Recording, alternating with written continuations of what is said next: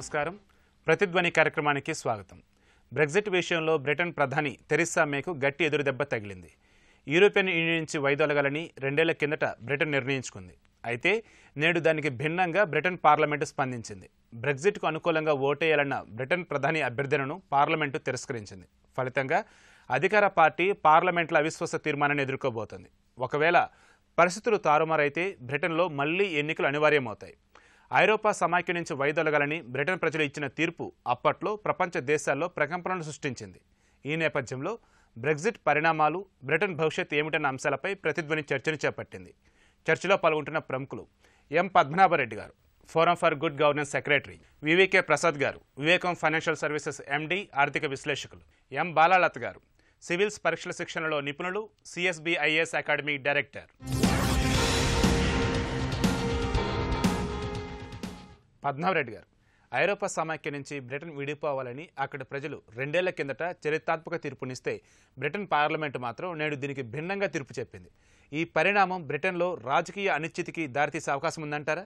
ఐరోపా ఖండం ఏదైతుందో అన్ని చిన్న చిన్న దేశాలు ఉన్నాయి చాలా మటుకు. ఒక బ్రిటన్, మన జర్మనీ, ఫ్రాన్స్ తప్ప చిన్న దేశాలు తక్కువ ఆర్థిక స్తోమత కలిగి ఉన్నాయి కంపేర్డ్ టు అదర్స్. అయితే ఈ దేశాలలో మనం ట్రావెల్ చేస్తూ ఉంటే ఎవ్రీ 3-4 అవర్స్కి ఒక దేశం క్రాస్ అవుతాం, అంత ఇది ఉంటుందన్నమాట. దీనికి ఒక దేశంలో తయారైన వస్తువు ఇంకో దేశంలోకి పోవాలంటే డబుల్ ట్యాక్సేషన్ సిస్టమ్ ఉంటుందని అవన్నీ తక్కువ చేసినారు. అదే కాకుండా ఒక రాజకీయ సమాఖ్య కూడా చేసుకున్నారు. వాళ్ళకు యూరోపియన్ పార్లమెంట్ కూడా ఉంది, అంటే దానికి ఎక్కువ పవర్స్ లేవు, బట్ యూరోపియన్ పార్లమెంట్ కూడా ఉంది. ఈ పరిస్థితుల్లో ఆర్థికంగా కూడా ఒక గ్రూప్ కావాలా అని చెప్పేసి గత 15-20 సంవత్సరాల నుంచి నడుస్తూ ఉంది. అయితే దీని మీద యూరోప్లో చాలా కంట్రీస్ ఉన్న కంట్రీస్ అన్ని ఒప్పుకున్నా కానీ బ్రిటన్లో మాత్రం కొంచెం అంత రెసిస్టెన్స్ వచ్చింది. అంటే వాళ్ళకేంటంటే మా పౌండ్ స్టెర్లింగ్ చాలా స్ట్రాంగ్గా ఉంది. అలాగే బ్రిటన్ అంటే ప్రపంచంలో అంతా ఏలింది రవి అస్తమించని బ్రిటిష్ సామ్రాజ్యం అని ఒక ఇగో అనండి లేదా ఏదైనా కానీ వాళ్ళు సగం ఇటున్నారు, సగం ఒప్పుకోలేదు. దీని మీద 2 సార్లు రెఫరెండం కూడా జరిగింది. కిందటిసారి రెఫరెండం జరిగినప్పుడు మార్జిన్తో ఒక 52% కలవాలన్నారు, దాంట్లోపల మిగిలిన వాళ్ళు వద్దన్నారు. ఈ మాదిరిగా రకరకాలుగా జరుగుతూ ఉంది. సో మొన్న ఒక 2 ఇయర్స్ బ్యాక్ లేదు మనం దాంట్లో నుంచి విడిపోదాం అంటే Britain exit from the European community, Brexit అని సింపుల్గా అన్నారు. సో దానికి సెక్షన్ 50 కింద ప్రొసీజర్ ఉంటుంది, ఏ విధంగా మనము చేయాలని చెప్పేసి. సో అదిగా ఇంకొక 70 days అయిపోతుంది అంటే ఆ ఎగ్జిట్ కోసమని బ్రిటన్ తప్పుకోవడానికని అంతా జరుగుతూ ఉంటుంది. అంతలోనే ఇప్పుడు ఉన్న ప్రధానమంత్రి ఏమన్నారంటే ఇంత తొందరగా మనం ఎగ్జిట్ అయితే బాగాలేదు, ఒక కాంప్రమైజ్ ఫార్ములా కొద్దిగా టైం తీసుకుందామన్నారు. కానీ ఎవరు దానికి ఒప్పుకోలేదు. అంటే ఎక్కువ మట్టుకు ఈవెన్ వాళ్ళ పార్టీ ఎంపీస్ కూడా దానికి ఒప్పుకోలేదు. మనకు ఆర్థికంగా ఇబ్బంది అవుతుంది, ఆర్థికంగా నష్టం అవుతుంది, కాబట్టి మనము ఆ పాలసీ ఏదైతే ఉందో అది ముందుకు తీసుకెళ్లాలని. దాని మీద నిన్న కూడా ఓటింగ్ జరిగినప్పుడు కనివిని ఎరగని రీతిలో 120 మంది ఎంపీల మెజారిటీతోని ఓటింగ్ ఈమెకు ఎగనెస్ట్గా రావడం జరిగింది. అంటే ఇక్కడ ఏంటంటే కన్జర్వేటివ్ పార్టీ ఎంపీలు కూడా ప్రభుత్వానికి ఎగనెస్ట్గా ఓటేసినారు. ఇది బ్రిటన్ లోపల ఒక అతలాకుతలం జరిగే సమస్యగా కానొస్తూ ఉంది. మరి అది ముందు చరిత్రనే చెప్పాలా ఏమిటన్నది కాలమే చెప్పాలి. ప్రసాద్ గారు, బ్రెగ్జిట్ కారణంగా అప్పట్లో ప్రపంచ ఆర్థిక రంగం ఒక్కసారిగా కుదుపునకు లోనైంది. బ్రిటన్లో అధికార మార్పిడికి సైతం కారణమైంది. ఇప్పుడేమో బ్రిటన్ పార్లమెంట్ యూయూలోనే కొనసాగుదామంటోంది. ఈ నిర్ణయంతో బ్రిటన్ భవిష్యత్తు ప్రణాళికలు ఎలా ఉండొచ్చంటారు? వాళ్ళు బ్రిటన్ బయటికి వెళ్ళిపోతానన్నా లేదు తొందరగా వెళ్ళిపోండి యూరోపియన్ అన్నా ఏదన్నా కానీ వాళ్ళకి తోచినంతగా ఆర్థిక అంశాల ప్రాతిపదికనే జరుగుతుంది. ఎందుకంటే బ్రిటన్లో ఉన్నటువంటి లండన్ అనేది ప్రపంచం మొత్తానికి 2వ నెర్వ్ సెంటర్ ఫైనాన్షియల్గా. ప్రస్తుతం ఏంటంటే యూరోపియన్లో ఉన్న ప్రతి కంట్రీ యొక్క ఆఫీసులు కూడా అన్ని ఫైనాన్షియల్ పవర్ హౌసెస్ అన్నీ కూడా లండన్లోనే ఆఫీసులు ఉన్నాయి. అందుకని విడిపోక ముందు ఒకసారి ఏం చెప్పిందంటే యూకే ఒకవేళ కనుక మేము విడిపోకపోతే ఫైనాన్షియల్ ట్రాన్సాక్షన్ ట్యాక్స్ విధిస్తామని కూడా ఒక ప్రపోజల్ తీసుకొచ్చారు. అంటే వాళ్ళు ఏమనుకున్నారు, మేము ఏమి చెప్పినా కూడా యూరోపియన్ వెనక తప్పనిసరి పరిస్థితి అని అనుకున్నారు. దానికి కారణం ఏంటని కనుక మన బ్యాక్గ్రౌండ్లో కనుక వెళ్ళినట్లయితే యూకే యాక్చువల్గా మనందరికీ తెలిసిందే ప్రపంచం మీద మొత్తం మీద పడి రవి అస్తమించిన సామ్రాజ్యం అని చెప్పుకుంటూ అన్ని దేశాల్లో ఉన్న వనరుల్ని కొల్లగొట్టి ఆ కంట్రీ బాగుపడుతుంది తప్పితే ఆ కంట్రీలో ఉత్పాదకత చాలా తక్కువ. అందుకే ఏం జరిగిందంటే ఎప్పుడైతే ఇలా అన్ని కంట్రోల్ తీసుకొచ్చి చేసుకోవడం జరుగుతుందో ఈ ఫైనాన్షియల్ పవర్ హౌస్ అన్ని మన దగ్గర ఉన్నాయి కాబట్టి దానికి ట్యాక్స్ విధించడానికి కారణంగా ఏం చెప్పారంటే మేము ఇంపోర్ట్ చేసుకుంటున్నదేమో ఎక్కువ యూరోపియన్ యూనియన్లో మిగిలిన కంట్రీల నుంచి, కానీ మేము ఎక్స్పోర్ట్ చేస్తున్నదేమో తక్కువ, మాకు నికరంగా దాదాపుగా $67 బిలియన్ వస్తువుకు సంబంధించినటువంటి డెఫిసిట్ ప్రతి సంవత్సరం కూడా వస్తుంది. అంటే మా యొక్క సంపద మా దగ్గర నుంచి మీ దేశాలకు వెళ్ళిపోతుంది కాబట్టి దానికి సపోర్టివ్గా నేను ఫైనాన్షియల్ ట్రాన్సాక్షన్ ట్యాక్స్ విధిస్తానని ఒక 4 years బ్యాక్ ప్రపోజల్ తీసుకోవడం జరిగింది. అప్పటి నుంచి మొదలైనటువంటి డిసగ్రిమెంట్లు లోకల్ రకరకాలుగా పెరిగిపోయి వచ్చి చివరికి ఏం జరిగిందంటే జేమ్స్ క్యామరూన్ ప్రైమ్ మినిస్టర్గా ఉన్నప్పుడు ఈ రెఫరెండం ప్రపోజల్ తీసుకోవడం జరిగింది. అందులో కన్సర్వేటివ్ పార్టీలో ఉన్న బోరిస్ జాన్సన్ కానివ్వండి, లేకపోతే Angela Merkel for example Germany governor కూడా, వీళ్ళందరూ కూడా కొద్ది గొప్ప కొంత రోల్స్ ప్లే చేశారు. అంటే మెర్కెల్ ఏం చెప్పిందంటే యూరోపియన్ యూనియన్లతో మాట్లాడే యూకేకి ఇంతకన్నా కన్సెషన్ ఇవ్వడానికి వీల్లేదని ఖరాఖండిగా చెప్పింది. అంటే ఆమె అంచనా ప్రకారం ఏంటంటే ఖచ్చితంగా యూకే బయటికి వెళ్ళదు అని భావించింది. కానీ జాన్సన్ ఏమనుకున్నాడు, ఖచ్చితంగా యూకేని బయటికి తీసుకురావాలి అనుకున్నాడు. దానికి సంబంధించి ఒక క్యాంపెయిన్ చేసేటప్పుడు ప్రజలందరినీ కూడా ప్రభావితం చేయడానికి, అంటే రాజకీయంగా బాగుండదు అని చెప్తే, రాజకీయంగా మంచిది కాదని చెప్తే నచ్చదు కాబట్టి ఆర్థిక అంశాలపైనే ఎక్కువ దృష్టి పెట్టడం జరిగింది. వాళ్ళు ఏం చెప్పారంటే విడిపోయి మన కంట్రోల్లోకి మన దేశాన్ని తెచ్చుకుందామని చెప్పారు. అంతేకాని విడిపోయి లాభపడదామో విడిపోయి వేరే చేద్దామని కాకుండా మన దేశం యొక్క వనరులు వేరే దేశాలు కొలగొడుతున్నాయి కాబట్టి మన దేశంలో కంట్రోల్ మనమే తీసుకోవడం బాగుంటుందని చెప్పడంతో ఎమోషనల్గా బాగా కనెక్ట్ అయిపోయి బ్రిటన్లో ఉన్నటువంటి కొద్దిగా పర్సంటేజ్ ఎక్కువ ఓటేశారు. కాకపోతే ఈ బ్రిటన్లో ఉన్నటువంటి డివిజన్, అంటే ప్రజల మధ్య ఉన్న భేదాభిప్రాయాలు ఎంత ప్రస్ఫుటంగా కనపడతాయో చూడాలి అంటే ప్రధానంగా 4 పార్టీల కింద తీయొచ్చండి యూకే మొత్తాన్ని కూడా. యూకేలో తీస్తే ఇంగ్లాండ్లోనేమో ఫేవరబుల్గా ఓటేశారు, అంటే బయటికి వెళ్ళిపోదామన్నారు. వేల్స్లో కూడా అలాగే వెళ్ళిపోదామని చెప్పారు. కానీ స్కాట్లాండ్లో మాత్రం దాదాపుగా 62% పీపుల్ ఏమో ఉందాము అన్నారు, అక్కడే ఉందామన్నారు. నార్థర్న్ ఐర్లాండ్లో కూడా దాదాపుగా 56%, 58% వరకు కూడా ఉందాము బయటికి వెళ్ళొద్దు అన్నారు. అంటే మన దేశంలోనే ఉన్నటువంటి 4 ప్రాంతాల్లో 2 ప్రాంతాలు విడిపోదామని, 2 ప్రాంతాలు ఏమో కలిసి ఉందామని చెప్పినాయి. స్కాట్లాండ్ ప్రొడ్యూస్ చేసేటువంటి వస్తువులు యూరోపియన్ యూనియన్కి ఎక్కువ ఎక్స్పోర్ట్ అవుతున్నాయి.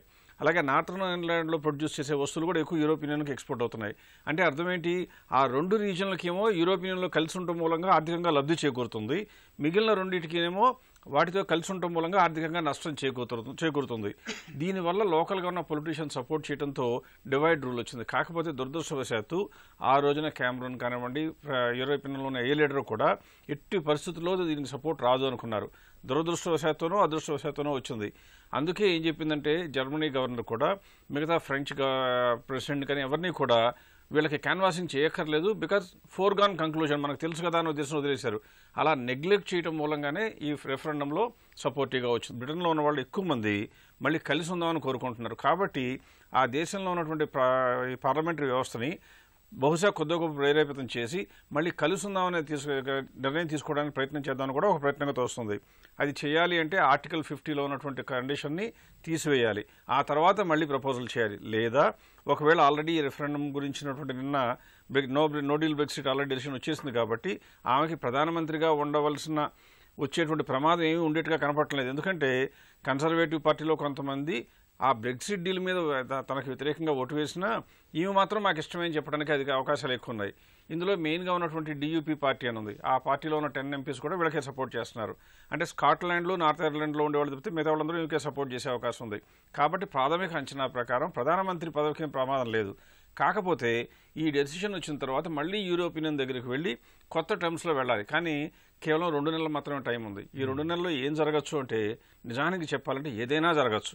అంటే ఏమీ జరగకుండా అంత అనిశ్చితి కూడా రావచ్చు. బాలాలత గారు, ఐక్యత ఆకాంక్షించి పుట్టిన ఐరోపా ఆర్థిక బంధం నుంచి విడిపోవాలని బ్రిటన్ లాంటి దేశాలు తొలుత భావించాయి.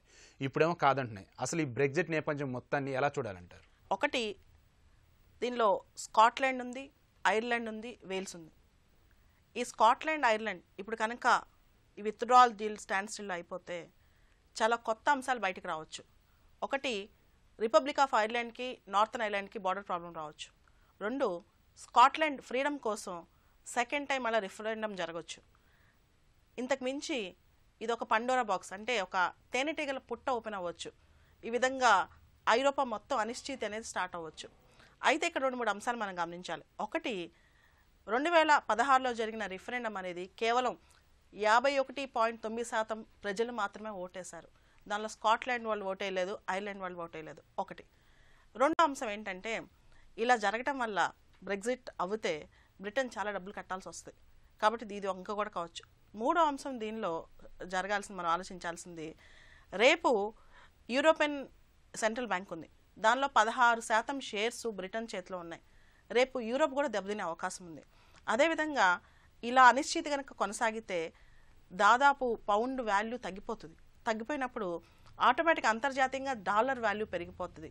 సో ఇవన్నీ జరగటం వల్ల ప్రజలు, ముఖ్యంగా ఇన్వెస్టర్స్ ఇబ్బంది పడే అవకాశం ఉంది. భారతదేశానికి వస్తే మనం భారతీయులతో కంపేర్ చేస్తే కనుక మన ఫారెక్స్ రిజర్వ్స్లో పౌండ్ రిజర్వ్స్ కూడా ఉన్నాయి. సో పౌండ్ వాల్యూ తగ్గితే ఆటోమేటిక్గా మన ఫారెక్స్ రిజర్వ్స్, విదేశీ మారక నిల్వలు తగ్గే అవకాశం ఉంది, దాని యొక్క విలువ తగ్గే అవకాశం ఉంది. రెండోది, మన బ్రెగ్జిట్ అంశంలో భారతదేశంతో కొత్త డీల్ ఒకటి తెచ్చుకోవచ్చు, భారతదేశం మళ్ళీ కొత్త డీల్ చేయొచ్చు. భారతదేశానికి పాజిటివ్ కూడా ఉంది. ఏంటంటే బ్రిటన్ నుంచి మనం ఇంపోర్ట్ చేసుకునేది ఎక్కువ, మనం కొని తెచ్చుకునేది ఎక్కువ. పౌండ్ విలువ కనుక తగ్గిపోయి కొంచెం బెటర్గా ఉంటే ఒక విధంగా మంచి చెడు రెండు ఉంటాయి. ఇంకొకటి, ఇండియాలో ఇంగ్లీష్ స్పీకింగ్ పీపుల్ ఎక్కువ, అక్కడ స్కిల్ వర్క్ ఫోర్స్కి డిమాండ్ పెరగచ్చు. కాబట్టి మన ఇంగ్లీష్ స్పీకింగ్ వాళ్ళు అక్కడికి వెళ్ళి ఉద్యోగాలు సంపాదించే అవకాశం కూడా ఉంది ఇంత అనిశ్చితిలో కూడా. అంటే పూర్తిగా బ్రెగ్జిట్ అనేది మనం నెగిటివ్గా చూడలేం. నో కాన్ఫిడెన్స్ మోషన్లో ఆవిడ ప్రధానమంత్రి పోస్ట్ పక్కన పెడితే దీనిలో చాలా విషయాలు స్పష్టమవుతాయండి. ఎందుకంటే 14 రోజులు టైం ఉంది. ఈ 14 రోజుల టైంలో ఆల్టర్నేటివ్ గవర్నమెంట్ కూడా ఫామ్ అయ్యే అవకాశం ఉంటుంది అనమాట. ఎందుకంటే ఇంతవరకు కనీ విని ఎరిగిన రీతిలో 230 మంది ఎక్స్ట్రాగా ఆవిడకి వ్యతిరేకంగా ఓటేశారు. అంటే 432 మంది బ్రెగ్జిట్ వద్దు అని చెప్పి ఓటేశారండి. 202 మంది మాత్రమే దీని ఫేవర్గా ఓటేశారనమాట, 650 మంది ఉన్న కామన్స్లో. దీనిలో మనం గమనిస్తే కనుక తెరిసా మేకి ఉన్న వ్యతిరేకత, ఆ పార్టీలో 118 మంది, కన్జర్వేటివ్ పార్టీలో 118 మంది వ్యతిరేకంగా ఓటేశారు. అయితే నార్థన్ ఐర్లాండ్ పార్టీ, డియుపి, వీళ్ళందరూ కూడా నో కాన్ఫిడెన్స్ మోషన్ విషయంలో ఈవిడికి సపోర్ట్ చేస్తామన్నట్టు సంకేతాలు ఇచ్చారు ఈరోజు. అయితే ఈవిడ గెలిచినంత మాత్రాన్ని ఈ 14 రోజుల్లో ఎలాంటి మార్పులు వస్తాయి, ఎలాంటి బ్రిటిష్ కొత్త బ్రెగ్జిట్ మోడల్ తీసుకొస్తాం అనేది. అయితే ఆర్టికల్ 50 ప్రకారం విత్డ్రా చేయడం ఇప్పుడు కష్టం. కాకపోతే యూరోపియన్ కోర్ట్ ఆఫ్ జస్టిస్ ఏం చెప్పింది అంటే డిసెంబర్ 2018లో ఒక తీర్పు ఇచ్చింది. ఆ తీర్పు ప్రకారం బ్రిటన్ కనుక డెమోక్రటిక్ ప్రాసెస్లో కొత్త చట్టం తీసుకొచ్చి కొన్నాళ్ళు కంటిన్యూ అవుతామని చెప్పి కొత్త డీల్ కనుక ఏమైనా ప్రపోజ్ చేస్తే దాన్ని ఆలోచించే అవకాశం ఉంది. So European court of justice 2018లో ఇచ్చిన తీర్పు ప్రకారం they may continue for some time. ఐరోపా సంక్లిష్ట రాజకీయ ఆర్థిక పరిస్థితుల నేపథ్యంలో ఈ బ్రెగ్జిట్ పరిణామాలు చివరికి ఎటు దారితీస్తాయంటారు? బ్రిటన్కు తనకు ఏది బాగా అనిపిస్తుంది దాన్ని ముందు పెడుతుంది. కానీ ఇది ఒక సంకీర్ణంగా యూరోప్ మొత్తం కలిపి మనం బాగా ముందుకెళ్ళాలి, ముందు మొత్తం కలిసిపోయే పరిస్థితి ఉండాలి. మనకు ఆల్రెడీ ఒక యూరోపియన్ పార్లమెంట్ ఉంది, తర్వాత కామన్ కరెన్సీ కూడా యూరో వస్తూ ఉంది. కలిసిపోదామని ఎప్పుడు అంటుందంటే తనకు లాభమైనప్పుడు, తనకు నష్టమైనప్పుడు అటువంటి జరగదు. యూరోప్లో ఏమన్నారంటే ఈ డబుల్ ట్యాక్సేషన్ సిస్టమ్ వద్దు, మనమంతా ఒకటే కరెన్సీ ఉండాలా, రాజకీయంగా కూడా ఒకటే యూనిటీగా ఉండాలి అని అనుకున్నారు. మరి ఎందుకో బ్రిటన్ లోపల మొదటి నుంచి కూడా వాళ్ళు ఒక పద్ధతి మీద నిలబడరు. ఆ పరిస్థితి మారుతూ ఉంటే వాళ్ళకి ఏది అనుగుణంగా ఉంటే ఆ పద్ధతి ప్రకారమే ముందుకెళ్ళే పరిస్థితి బ్రిటన్లో ఉంది.